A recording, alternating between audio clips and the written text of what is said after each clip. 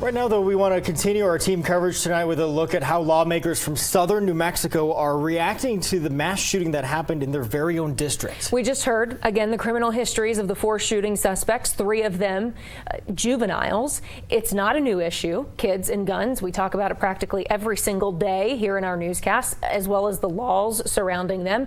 Tamara Lopez spoke with a few lawmakers who represent the Las Cruces area. And Tamara, they all have different opinions on this shooting. Yeah, Tessa, they got the news late Friday night when they were actually still on the Senate and House floors. And on Saturday, Las Cruces Police Chief Jeremy Story said that he was not going to talk about politics that day. But today, he did want to let lawmakers know that something more needs to be done about juvenile crime.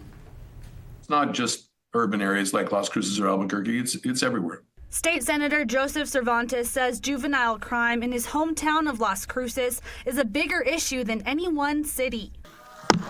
The session just wrapped, and critics have said the legislature did not do enough to tackle juvenile crime. The violence that occurred here was not because these juveniles didn't feel there was enough risk of going to jail. What we've learned is there were no police on duty, evidently. There were not enough units on a Friday night. That is something Police Chief Jeremy Story said was true, but the bigger issue is lawmakers not addressing juvenile crime. This is not about politics, but it is about policy.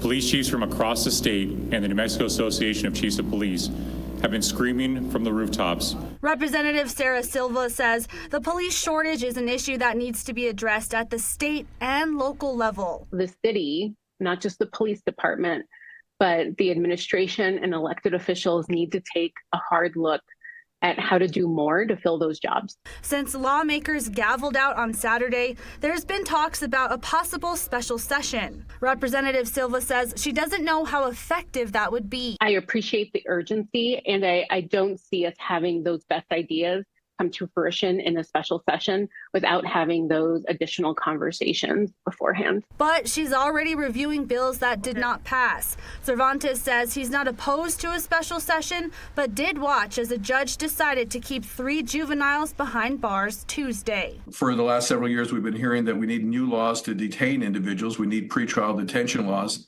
We didn't need that today. So I also reached out to Representative Joanne Ferrari in that district. She sent us this statement saying, in part, we must do more as a community, a state, and a nation to prevent mass shootings. Now is not the time for political games. It's time to come together to develop workable solutions. Tonight, though, it's still unclear if a special session will be called at all, but we do know that Governor Michelle Lujan Grisham has said she does want one, and we put her full statement on the matter up on KOB.com. Tessa?